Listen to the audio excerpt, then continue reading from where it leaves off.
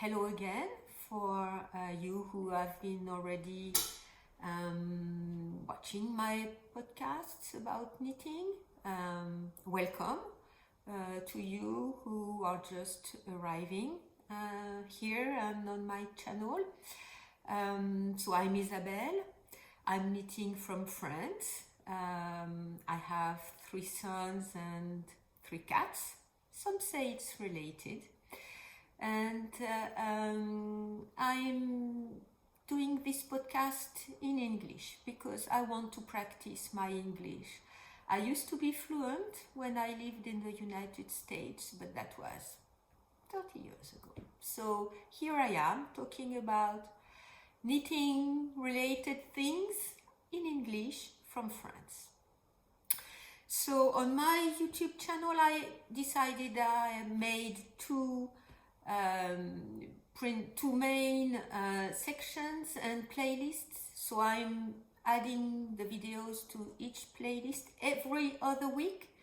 I'm intending to be offering you a podcast on knitting the regular way other people do, what I'm wearing, my finished objects, my work in progress, my acquisitions, and etc. And every other week, so that's going to be my knitting adventures.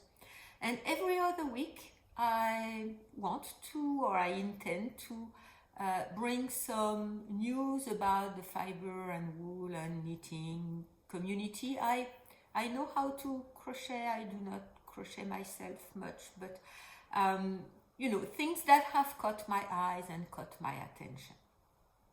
So this week it's about my knitting adventures. So please stay tuned if this is of some interest to you. So the first thing I want to talk about is what I have in progress. One object I have in progress is the Laurenson sweater. This is the second time I'm knitting this pattern. I'm absolutely not used to knitting the same pattern twice. This is not what I like to do. I like to discover patterns and creators and ways that people, offer the constructions and maybe discover new things and look for a yarn and everything, etc., etc. But when I bought this yarn this summer, I had the Lawrenson pattern in mind. So I looked and looked and looked, and it took a long time for me to cast this on because I was desperately looking for a pattern for it, even though I had the Lawrenson sweater in mind because I like the puffy sleeves. So this is where I am. I've knitted part of the body. I've left the stitches waiting for the sleeves because I'm not sure how long and how I want to make it. You have the side ribbing effect that you can see. This is in this very beautiful yellow mohair I have talked about already, and you can see that even if the yarn is very fluffy, you can see, maybe this way you see it better, I'm not sure. We can see some of the pattern here. So I finished the neckline, and so you just knit in 1-and-1 ribbing. I think we knit through the back loop for the knit stitches, and then you just sew the live stitches where you have picked them up. And now I have to make the fun part, and the one I was really waiting for, that was the sleeves. So talking about the Laurenson sweater, this is the one I made previously and I like. The puffy sleeves a lot. So it's made in cotton yarn, cotton bleu, the tie-dye colorway. I did not find, or I had the idea myself. I'm very sorry I copied someone. So I copied Jackie from Caddy Jack's knits, and I had seen the pattern, but I had not put it in my favorites or my queue when I had seen it. What really decided me is that she made it with this very yarn, and it just popped on my timeline. I'm not sure if I saw it on Ravelry or if I saw it on her podcast or on Instagram first. I do not recall, but it really jumped at me. It looks to me like a starry night. This is what a night sky with lots of stars, and I love watching the sky with the stars at night. So this is what it reminds me, and I like very much the sleeve. So I made it 3/4 length. I made it about waist length. I'm not sure I feel comfortable going up to show you, but I will do it anyway because that's what people do. So you see it's about a bit, about a hand, maybe a little bit less than a hand below my waistline. And you see here the ribbon pattern that goes wider and wider. And this is my very beautiful belt from the same person I get the bracelets from in the Pyrenees. So I'm not sure I'm right in the middle now, but anyway, it's not very important. I think it's gonna work that way. So I love this sweater. This was also the first time around that I did knit with a superwash yarn. I don't like superwash yarns. I've never knitted with them. I'll be 60 next year. I'm gonna be 50 months from now. 59 months from now. So I learned to knit. I was very young and with my grandmother, and superwash yarn did not exist at the time. So I've learned to knit with regular yarn that peel, that can shrink if you don't treat it well. And I like natural wools and yarn and things like that. So the cocoon bleu, the tie-dye and the regular cocoon yarn are superwash. I'm not sure I like the superwash yarn. I like stiffer yarns, and I think it's very, very mellow. Some people prefer that. That's very fine. Some people prefer to be able to not care for it too much when it comes to washing.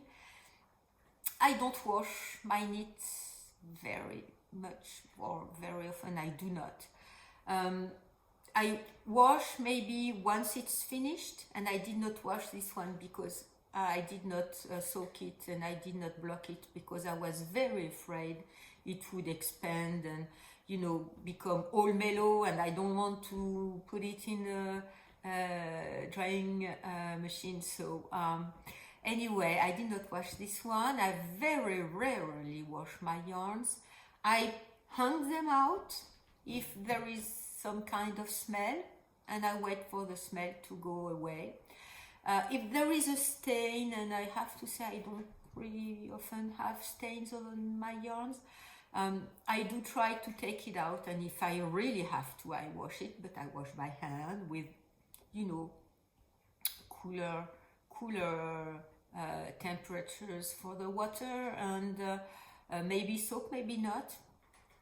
And I dry them out in towels, and I lay them flat, unless I want to block the finished object when it's a shawl, or I blocked my cotton lift up t-shirt because I wanted it to spray out the pattern. But unless there is a real reason for blocking the garment, I do not, and I very rarely wash my knits. So this is it. This is where I am. I can't wait. I can't wait to start the sleeves. And with that project, I learned one thing I saw, I think it was in a Ravelry group on Facebook, I think it was where I saw it. There was a picture of a person, she put a picture up, she had cake, a skein of yarn in her car by hand, and it was looking absolutely perfect. So under the discussion, some people started to talk about it, saying maybe it's fake, maybe it's not, whatever. And I discovered at that time, but it was a few weeks back, that you can cake skeins by hand. I did not know. I don't have Swift, and I don't have any of that. I just ball my yarn, my skeins by hand, as my grandmother told me to do. And then, but anyway, I discovered this way of doing cakes by hand with, some kind of a tube. So the first one I used a paper towel, bathroom paper roll, empty roll. So the roll was a bit not very stiff, and it did not hold itself, so it's collapsed under the strength of the yarn that I was caking. So someone recommended me to use a stiffer and sturdier roll, so I used a paper towel roll that was much bigger, much stiffer, and a bit longer and easier to cake. And this is what I made. That's my second hand-caked yarn. So I'm knitting from the inside, here is the outside. So next time I want to alternate skeins, maybe I'll do that, knit from one from the inside, one from the outside. So looks pretty good, right? So maybe now I'll be caking, by hand whenever I want to, because now I know how to do it. So that was my second thing I wanted to say about my second Laurenson sweater. So now I want to move to another section that is both a cast on and most of all yarn acquisition. So first I've asked my son, or I don't recall, I think my eldest son said that he would like a scarf for Christmas, or he would like a scarf, and I said maybe I can knit you one for Christmas. And we were talking with my other sons, they are all not at home and far away from me, for two of them. So we are having a web conference every Sunday night. So I said, okay, so I'm gonna knit things for you. You want the scarf? What? I asked the other ones, the two other ones, what they would want. So my second son said, okay, I want a scarf too. Fine. And my third son said, I have scarves with me. I don't wear that. So I would much prefer a hat or a beanie.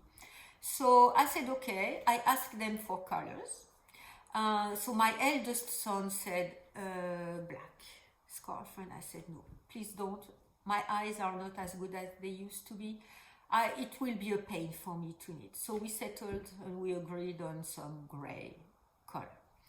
My second son said, okay, but I want white. And I said, white, it can turn yellow around your neck, and you won't be able to take it out, and you won't like it any longer. So we settled on some pale blue color that will probably be easier for him to take care of. And my third son said, for my hat, I want orange. So, okay, I looked around, and there is that yarn mill. I have already talked about it in this podcast. Is the Fonty, Fonty mill. They are in the center of France. I have been following them for a very long time. I have been looking at the yarns for a very long time. I have been wanted to buy yarns from them for a very long time, but I'm not the one who buy yarns and say, you know, just because I like it and maybe I'll find something to knit with that yarn. I'm not doing that. I can't. I always buy yarn with a purpose. Maybe I do not end up knitting what I had in mind when I bought the yarn, but I always have an intention. Okay, I buy a sweater quantity because with that yarn I want to knit a sweater and I already have a pattern in mind, and it just waits for me to have the time to knit it, or I just drop everything and knit it because I want to, and yellow is what making me happy. So either that, and maybe sometimes I do not end up doing what I had intended with when I bought the yarn, with that yarn. But anyway, I don't buy yarn just because, oh, I like the color, or I like the texture, or I want to try that, and I buy a few skeins and I'll see what I'll make with it. I can't. I'm not that type of person. So I had been waiting to buy from Fonty for a very long time.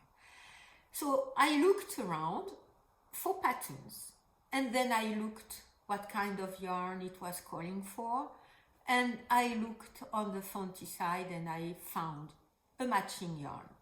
So for the scarves, I will be using a pattern that is in the Ensemble book from Marie-Amélie Designs. She's marmalade everywhere on Ravelry and Instagram and everything. And I will be making one scarf that I had seen already for a long time that I wanted to knit for my sons, that has been knit by Okil. Okils is a French knitter. He also has a podcast. I will link it down below. And I thought if he liked the scarf, I think it's masculine enough for my sons. I'm not the one to say you have to use masculine patterns for men or boys. I'm not at all saying that. But I know my sons would appreciate much better something that look a bit masculine rather than, you know, something that looks more feminine. So I have printed the pattern because the scarf pattern, and I should have prepared because I can't find it now. I have it here somewhere. The scarf pattern, oh please help me, maybe it's here. So it's in this book. So I have the ebook as well as I have the, so there is only what? Oh Jesus, I don't know what I've done with it. I know I have it somewhere. I'm gonna cut here and look for it. So okay, I found it. It was in another file. So this scarf is called Silata. I'm gonna try to find a picture where you can see it better, where there is no pattern. So it's called Silata, and you know, there is a wavy pattern that repeats along the scarf, and it has a pointy end at both ends. Here is the shape of the scarf, and I think they will like it very much. So this, I looked for the pattern on Ravelry and I could not find it with that name, and you know, I thought it's very, very strange because usually she offers all her patterns on her site on Ravelry, and I can't find it. Maybe it's only in the book. And I found out that the pattern has a different name in the book than it has on her Ravelry on her site. So it's the Silata site, the Silata scarf in the book, and it's the Silene. I will knit everything down below. The Silene scarf on Ravelry, and she's presenting it in a clear color, something like maybe a white or something like that, if I recall correctly. It's the same pattern but with a different name. Okay, so that's for my two eldest sons, and I ordered from Fonty and I received a yarn that I think is gonna match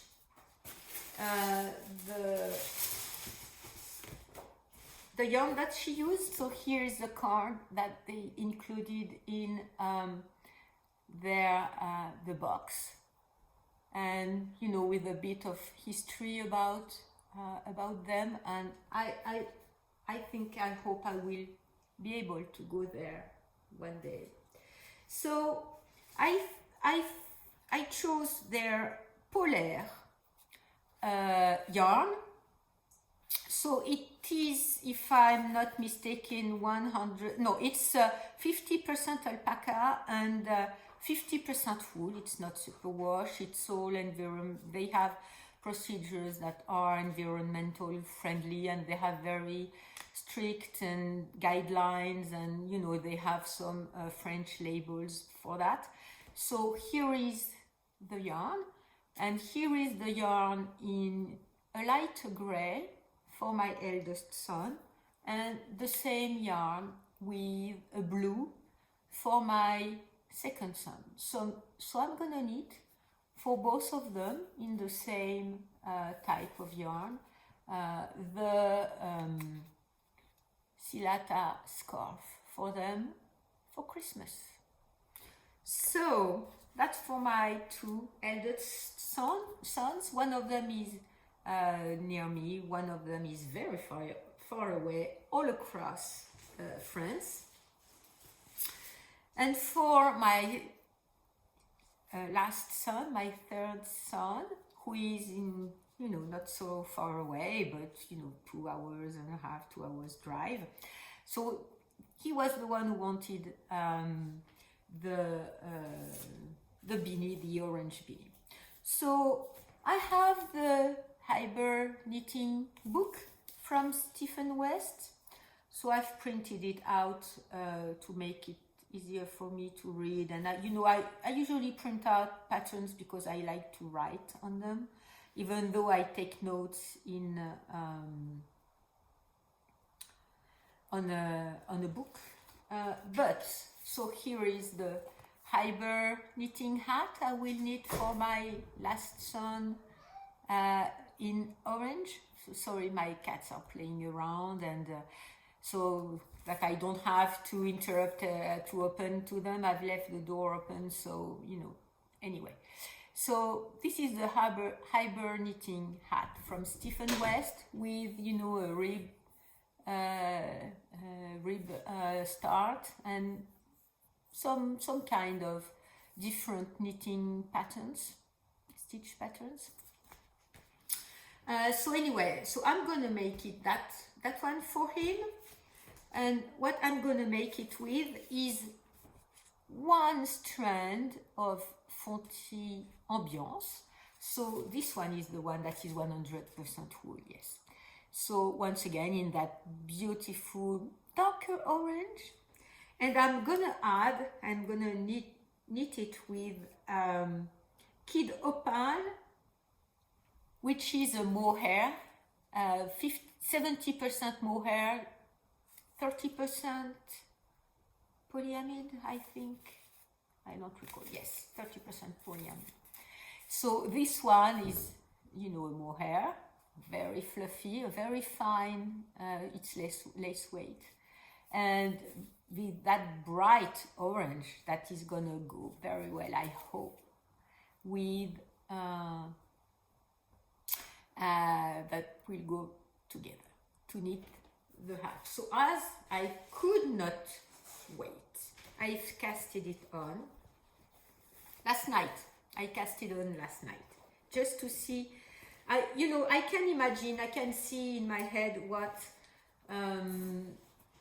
the scarves are going to look like. But I'm not very much used to knitting with one strand of yarn and one strand of mohair. The first pattern I did knit that way was the Fresh Peonies shawl. I'm gonna attach, here the podcast I made about it. It was a very early podcast when I was in the Pyrenees this summer. So I wanted to see how it would look like, and it just looks fabulous. So you have the fuzzy part that you can have, the fuzzy fluff about the mohair, and the thickness of the wool. And I think it's gonna be a very warm beanie. I think he's gonna like it because the mohair lights up the orange wool that is a bit darker, so it lights it up, and I like how it looks very much.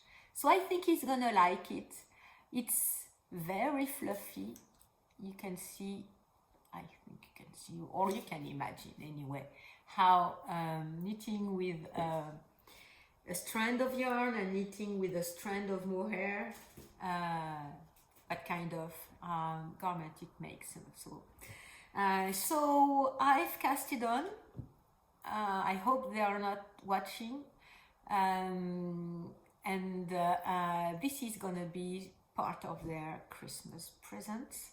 I'm usually a selfish knitter, once a monogamous knitter, and second, a selfish knitter. It's difficult for me to have several projects at once. I like to finish one and maybe right at the end start to imagine or create to custom the next one, but I can't handle many projects at the same time in my head. I can't start one and abandon it. I have my fishbone sweater that is waiting for me, but I decided I was going to knit for my sons for Christmas, so it's gonna have to wait. The Laurenson sweater is finished for me to pick it on again.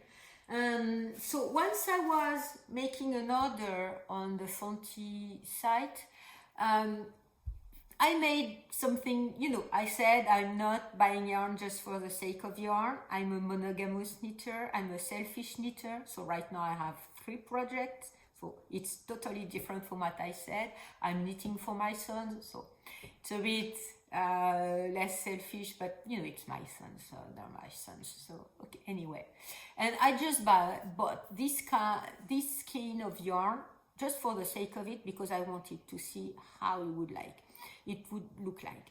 So this is the sari.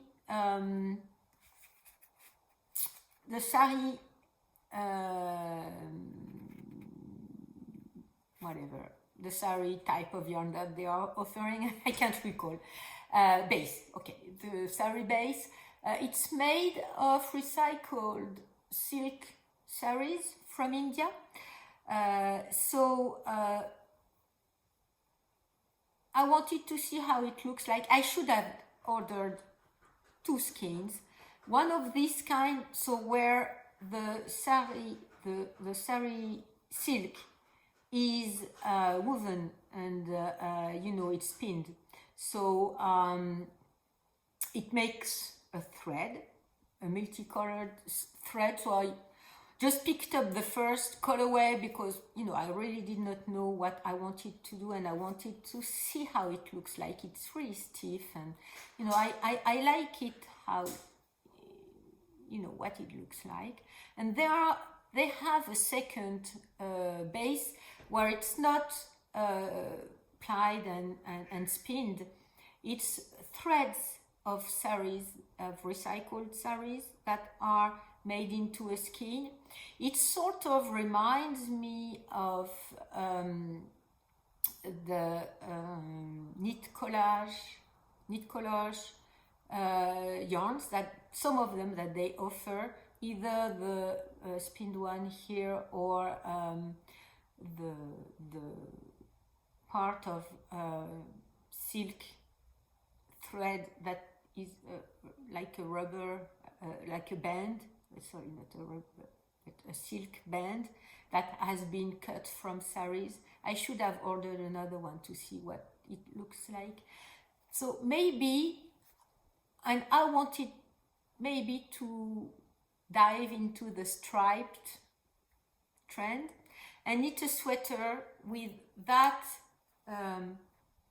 that sari thread, you know, make a couple rounds to stripe it in the yoke and see what it looks like. So I need to find a companion yarn for this. So it's going to be waiting so that I can associate this one with another yarn and make a striped yoke sweater.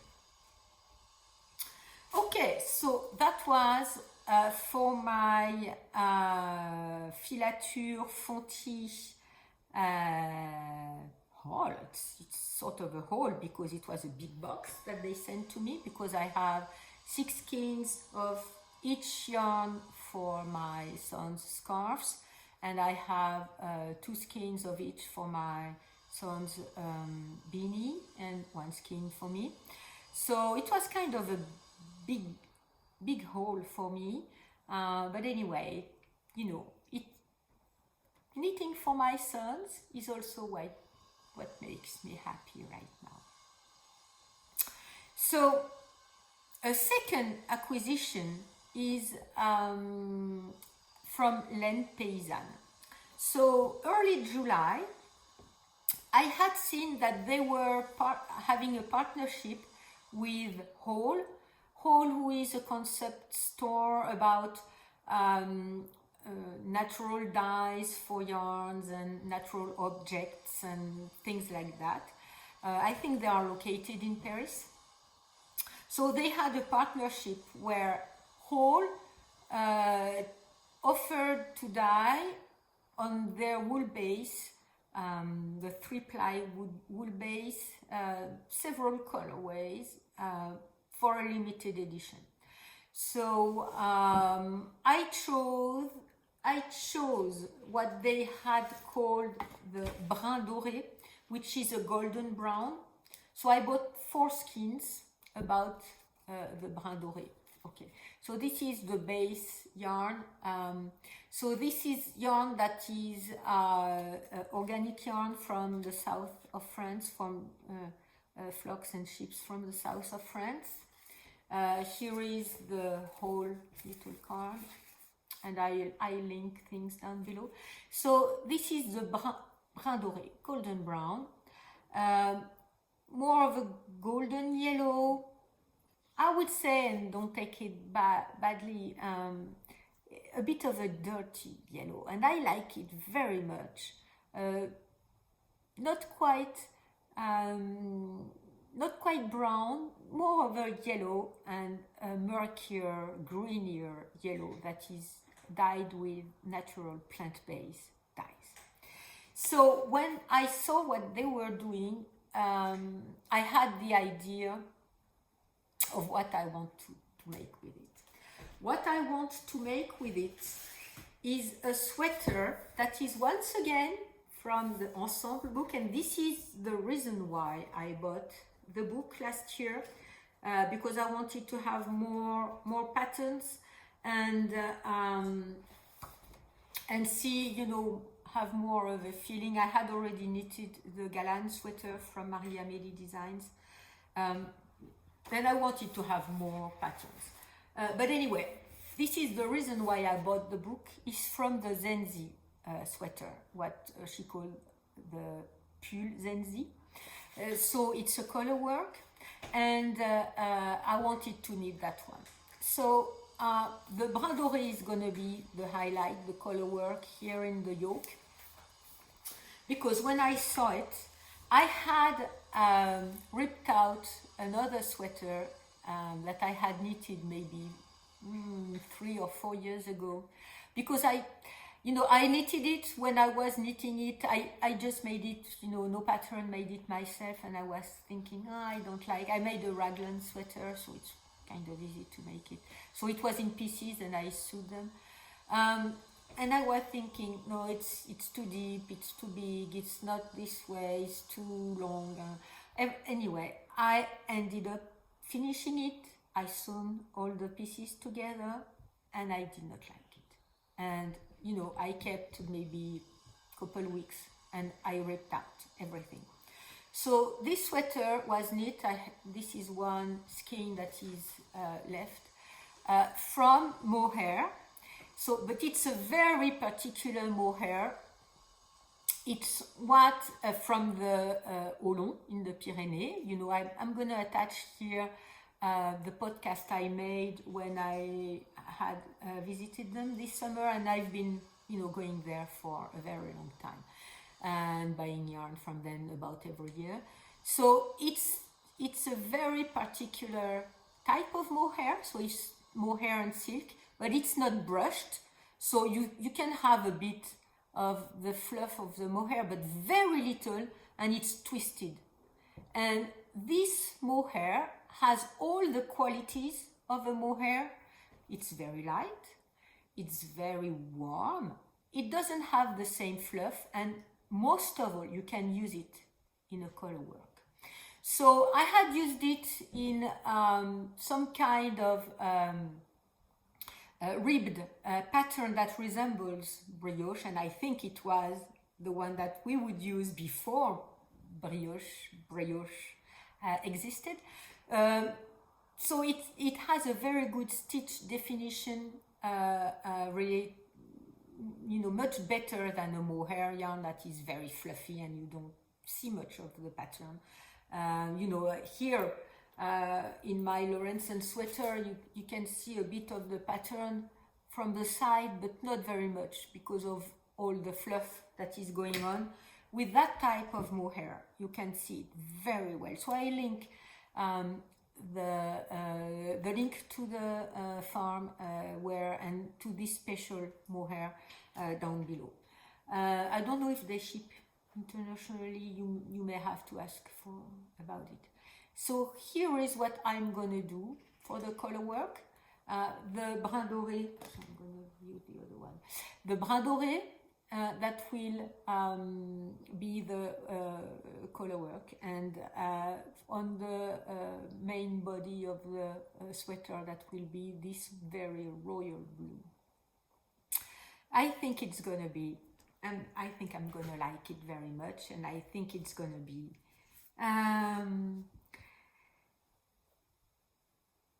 another project that I need to cast on when all my current projects are finished.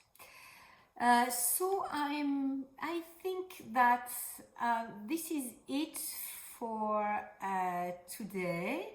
I think I've talked about everything that I wanted to talk about. I'm posting pictures about everything on my knitting adventures on my Instagram. I've tried to be a bit more regular in posting to Instagram, but I do have all my show notes, maybe you called it that way. These are blog posts that I make, and it's easy for me to make blog posts or podcast on YouTube because I can write anytime I have 10 minutes, 15 minutes in between. When I sit down I need about 30 minutes, 45 minutes to film, but I can edit the video at some different times, and you can schedule posting. So usually this is early Wednesday morning when I have a bit of time to be filming for the podcast. I write mostly during the weekends, and both the YouTube podcast and the show notes or the blog posts, I can schedule for them to for Friday afternoon. This is usually when I have finished all the editing and the last pictures and writing and stuff, and I do that on Thursday night, and I schedule the post for the Friday afternoon. With Instagram, I haven't found a way to schedule unless you're using some kind of another application.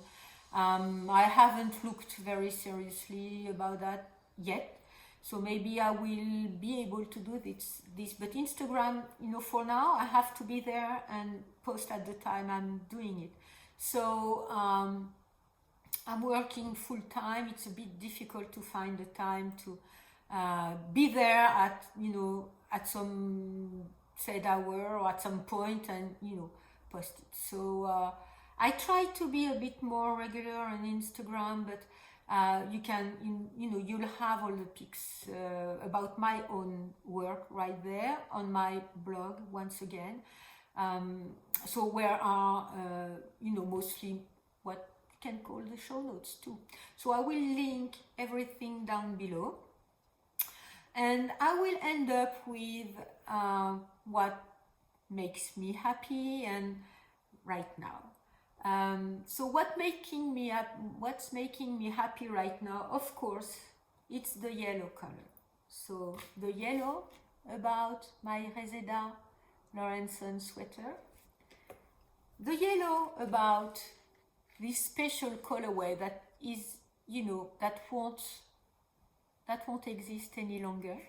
It's a one-time thing. And what makes me happy is also knitting for my sons for Christmas. So what is currently making you happy? Because we need to find happiness in this world. We need to actively find happiness. Knitting is a way to find happiness. It's sort of a meditation for me, one stitch at a time.